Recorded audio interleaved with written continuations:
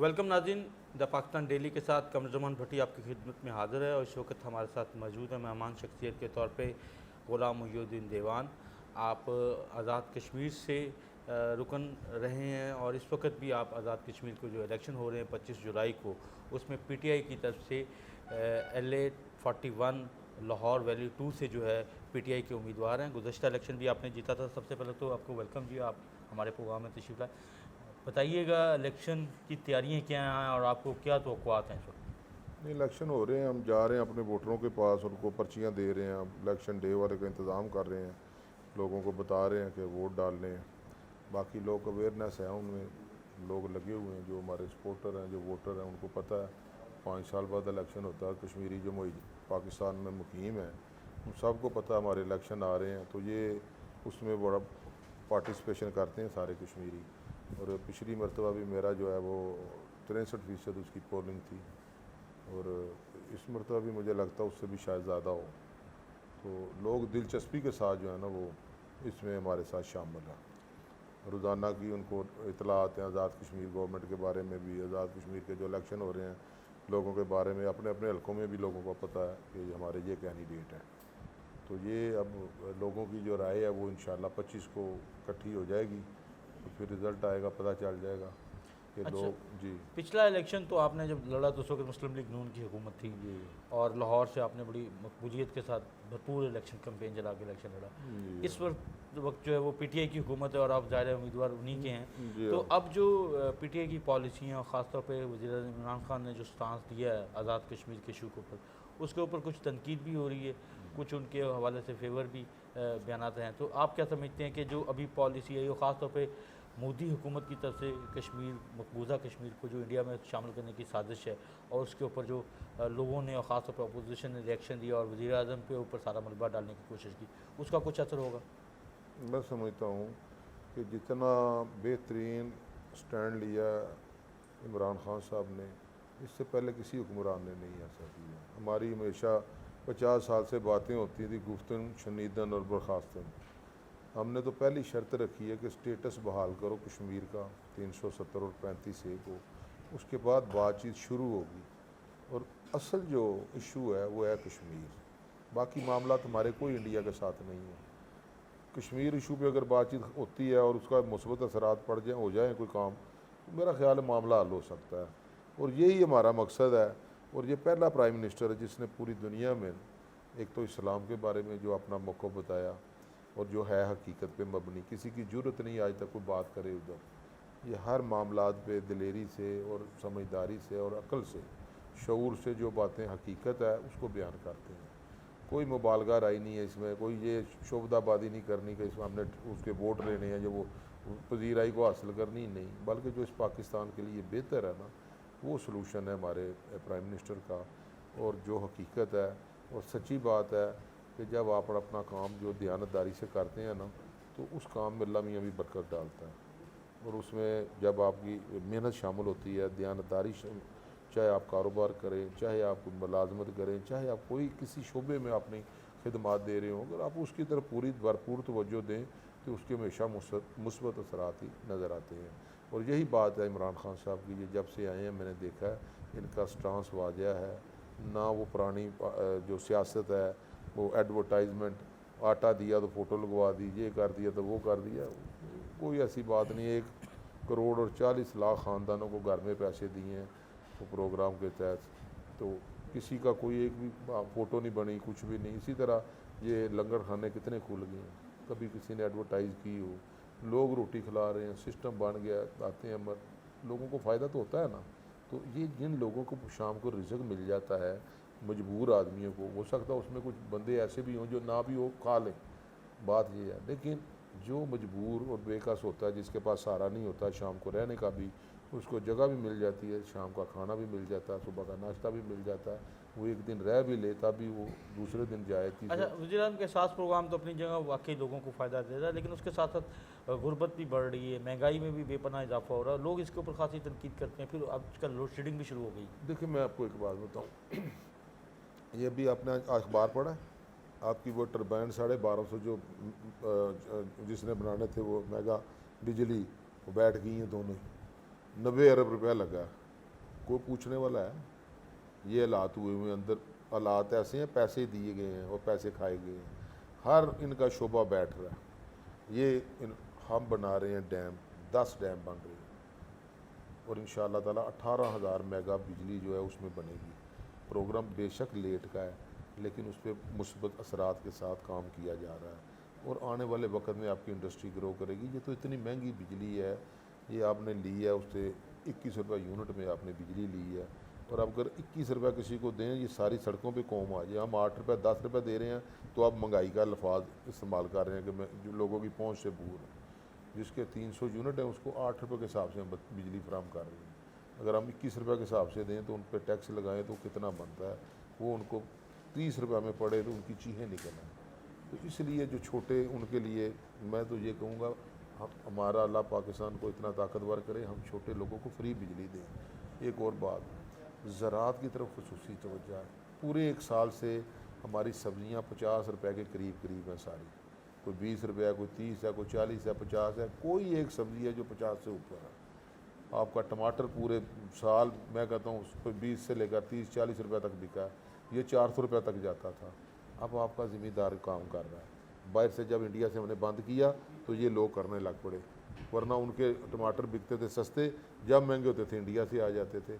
अब महंगा भी उनका ही बिक रहा है, सस्ता भी उनका ही बिक रहा है। तो मैं ये सब कहूँ, सब्ज़ियाँ मुस्तकिल एक साल से सस्ते रेट की हैं और मुनासिब रेट है। दालें भी, चनों की दाल है वो मेरा ख्याल है 120-25 रुपये है, काले चने भी यही दाम है 101 रुपये और 110-20 रुपये सफ़ेद चने हैं। इसी तरह दाल जो है मसूर, वो भी सस्ती है, मसर सस्ते हैं। आपकी मूंगी 200 रुपये के करीब है और एक दो दालें और हैं जो बाहर से आती हैं। दालें आपकी पाकिस्तान में सारी नहीं होती, माश की दाल वो महंगी है। तो जो बंदा जिस तरह की चीज़ लेनी चाहे, सस्ती पाकिस्तान में वजूद है और वाफर है अल्हम्दुलिल्लाह। अब गंदम आप ले रहे हैं ज़िम्मेदार से 45 रुपये किलो। गवर्नमेंट सब्सिडी तो उतनी दे सकती है ना जितनी जो जायज़ हो।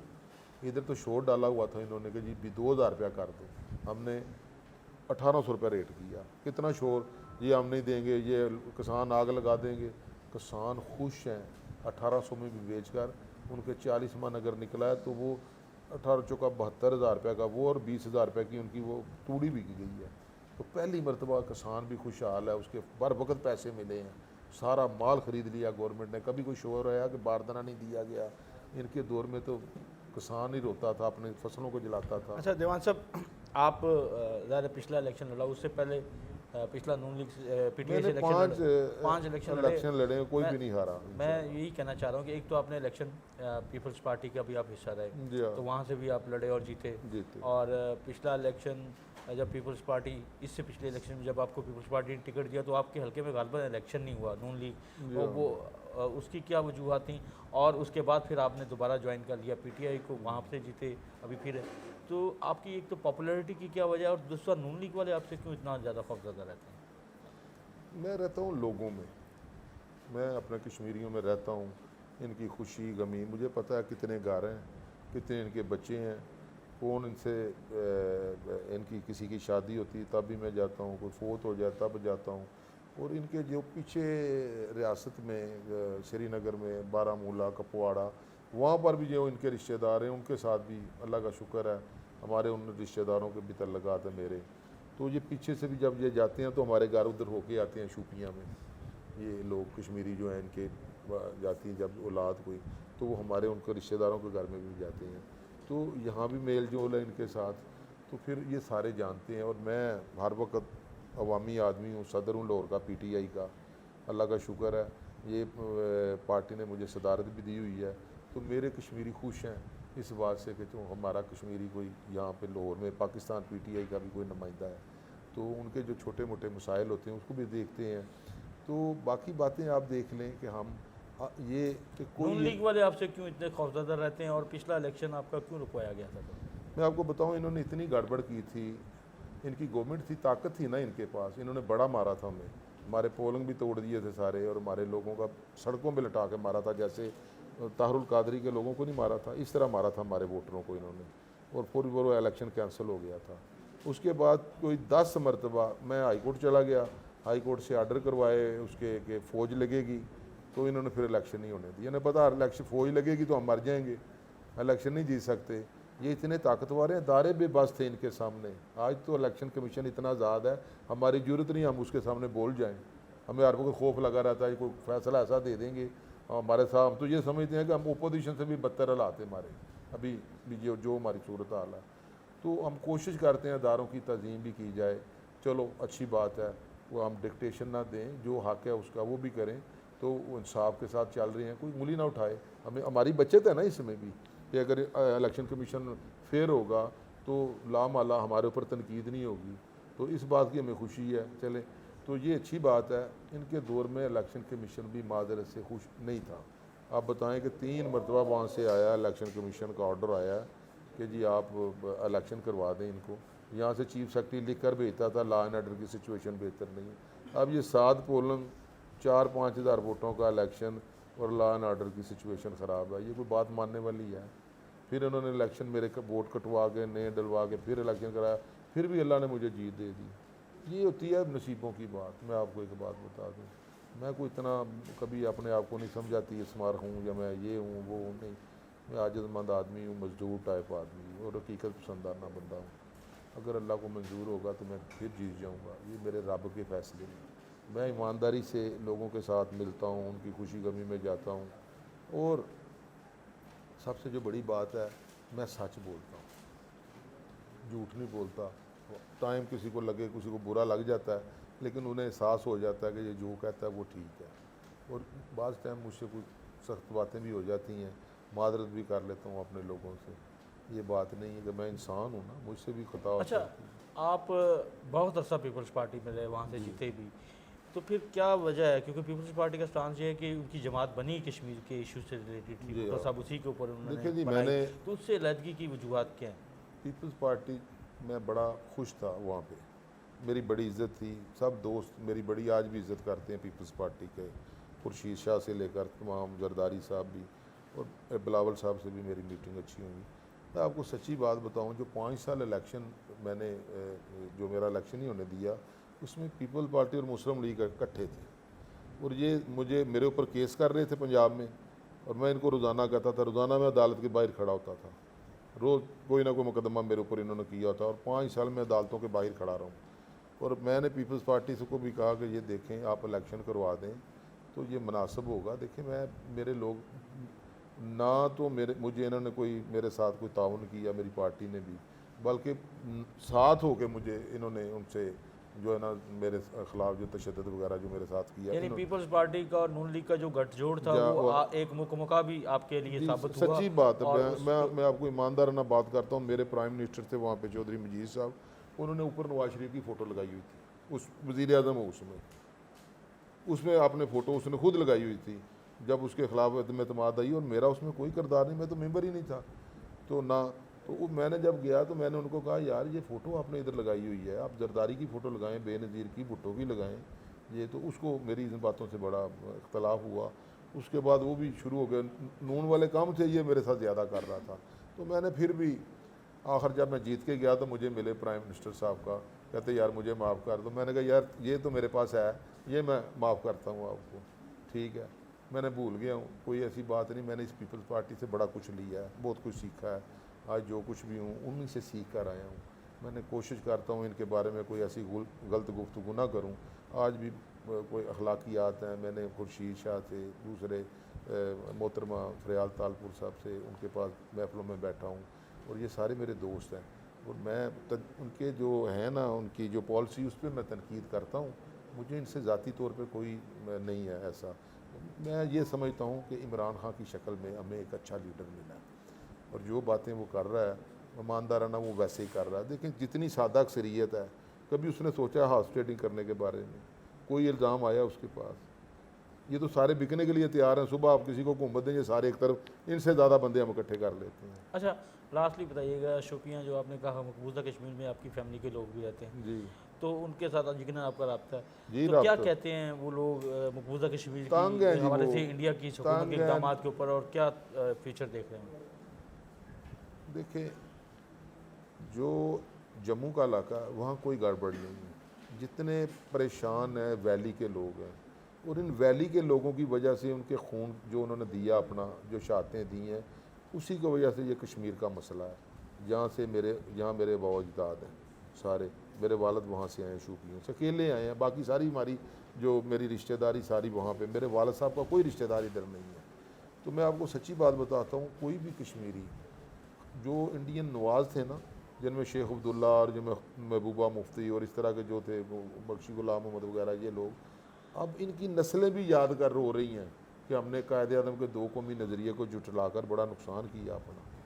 वो कोई कश्मीरी जो था भी ना भारत नवाज, वो अब उसके साथ नहीं है, वो नहीं रहना चाहते। और फिर बड़ी वादिया पॉलिसी है इमरान खान साहब की, जो इमरान खान साहब कहते हैं, वो कहते हैं जो कश्मीरी फैसला करें हम उसके साथ हैं। ये सबसे बड़ी बात ये भी है। तो ये कोर्ट उनके कोर्ट में आपने डाला। बड़ी गहरी बात की, जो कश्मीरी फैसला करें हम उसके साथ हैं। हाँ इस हवाले से एक तो है स्वाब राय पाकिस्तान और इंडिया में से किसी एक के साथ चुनाव, एक ओपिनियन है कि खुद मुख्तार कश्मीर। तो क्या आपको लगता है कि वज़ीर आज़म इमरान खान के इस विजन के पीछे खुद मुख्तार कश्मीर का ऑप्शन भी मौजूद है? देखिए, मैं एक बात आपको बताऊं, जो करारदाद गई है ना वहाँ पे 1948 में, उसमें सिर्फ दो चीज़ें हैं, कश्मीरी या भारत के साथ या पाकिस्तान, तीसरी ऑप्शन कोई नहीं है। पहले तो कौम मुत्तहिदा की ये चीज़ें करारदादें जो हैं उन पे अमल हो। इस मरतबा दो मरतबा ये नहीं सर, खुल के जो आपने चूंकि नहीं, बात मैं- की मैं- है, जो कश्मीरी फैसला करेंगे वो वज़ीर आज़म इमरान खान पहले के तो कबूल है, तो पहले- कश्मीरियों का पहले एक ये ऑप्शन भी आता है। अगर भारत कोई ऐसी चीज़ सामने लाता है, ये हमारी तरफ से नहीं आना चाहिए ऐसी कोई भी बात। और मैं बिल्कुल ये बरमला कहूँगा कि कश्मीरी जो चाहें वो, लेकिन हमारे पाकिस्तान की तरफ से ये तजवीज़ जानी नहीं चाहिए कि ख़ुद मुख्तारी वाली या दूसरी वाली। हमारा जो है वर्शन वो यही है कि जो कौम मुत्तहिदा की करारदाद है उसके मुताबिक इसका हल होना चाहिए, कश्मीरियों को हक मिलना चाहिए, वो अपना फ़ैसला आप करें। उसके बाद अगर भारत कोई चीज़ लेकर आता है टेबल पे तो उस पर बात हो सकती है। अच्छा, हमेशा आज़ाद कश्मीर के इलेक्शन में जो है हुकूमती जमात जीतती है, माजी में भी सारा, तो इस दफ़ा तो फिर है ही आपकी हुकूमत, तो इस दफ़ा पीटीआई हुकूमत बनाने जा रही है। हमने देखिए, इस हुकूमत ने कोई मेगा प्रोजेक्ट नहीं दिए, कोई एक भी। इससे पहले पीपल पार्टी ने 5 वहाँ पे मेडिकल कॉलेज दिए, यूनिवर्सिटियाँ दी, चलो कुछ ना कुछ तो करके गए ना।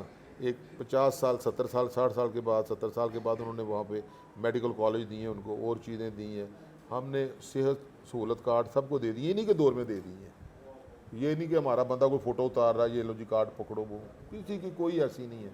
इसी तरह जो सहूलत हम पाकिस्तान को देते हैं बैकवर्ड इलाके हैं, और तलीम याफ्ता वो हमसे ज़्यादा हैं, 84% वो पढ़े लिखे लोग हैं। हमारे इधर शरह ख्वानदगी बहुत कम है उनके मुकाबले में, उनके पास तो मुलाजमत है और हम चाहते हैं वो भी तरक्की करें, हम उनको साथ लेके चलेंगे। वो पाकिस्तान को अपना घर समझते हैं, काबा के बाद पाकिस्तान को समझते हैं। ये कश्मीरी भी और पार वाले भी, अगर ये खुश होंगे तो उधर मैसेज अच्छा जाएगा पार भी उसका। तो मैं ये समझता हूँ कश्मीरियों को एक अच्छी राह देनी चाहिए, ज़कात और इस तरह की चीज़ों से जो सब्सिडी से निकाला जाए, वो ये खुद वो सिस्टम उनका हो कि वो अपनी रोज़गार के लिए कोई ना कोई वहाँ पे हो सिस्टम। मैं जब 96 में जीता था तो मैं उस वक्त वज़ीर था वहाँ इंडस्ट्री का। अब यकीन करें, मैं उस वक्त जब तकरीर करता था तो मैं पार्लियामेंट में बजट में यही कहता था कि इन लोगों को भैंसें गायें और ये चीज़ें अब इन्होंने दी हैं पीछे उनको, गायें भैंसें। ये मैं 96 में कहता था कि इनकी ज़राअत जो है ना इतनी नहीं है। ये दूध आता है 8वें पहाड़ पे भी, ये इनके पास मिल्क पैक का डब्बा होता है। यहाँ जंगलात हैं, चारा खूब है, इनके पास 2-2 4-4 जानवर हों और ये अपना वहाँ पे और गोबर जलाने के काम आ जाएगा इनका। दरख्त कटेंगे रुकेंगे, किसी काम भी औरतें लगेंगी इनकी, कोई जानवर पाल मेशी पाल प्रोग्राम। ये लोग पिंडी से जाकर गोश्त लाते हैं आज भी। इनका गोश्त जो होता है वो इतना अच्छा नहीं होता, ये बूढ़ी बूढ़ी भेड़ें लाल करते हैं और लोग वहाँ से लाते हैं। अगर इनको इस तरफ हम राग़ब कर लें तो वहाँ जानवर पाल सकते हैं। ये इमरान खान का मुर्गी पाल प्रोग्राम, मवेशी पाल, ये मजाक करते थे ना लोग, आप देखना ये कितने ताकतवर लोग होंगे जिन्होंने रखे हैं ना ये काम शुरू किया मुर्गियों का, ये कट्टों का, ये बच्चों का, वो करोड़ोंपति हो गए हैं। इतना बिजनेस है उनका, साल में पैसे आ जाते हैं, लाख रुपया बच जाता है। 1.5-2 का बिके तो लाख रुपया उसको सीधा सीधा बच जाता है। अगर कोई एक बंदा 100 जानवर डालता तो करोड़ रुपया ले जाता है वो। तो अब तो की जा सकती है कि पीटीआई जीतेगी और हुकूमत के सहारे के बगैर। जी, लोग हमें पसंद कर रहे हैं, जो बज़ाहिर नज़र आ रहा है वो लगता है कि हमारी गवर्नमेंट बनेगी। बाकी जो मेरे अल्लाह को पता है ना वही होना है, सच्ची बात है। बहुत शुक्रिया, बेस्ट ऑफ लक कि आप एक पॉपुलर कैंडिडेट हैं। यकीनन आप इस दफ़ा भी कोई मार्का ज़रूर मारेंगे। बहुत शुक्रिया। अभी इजाज़त दीजिए कमर ज़मान भट्टी को। अल्लाह हाफ़िज़।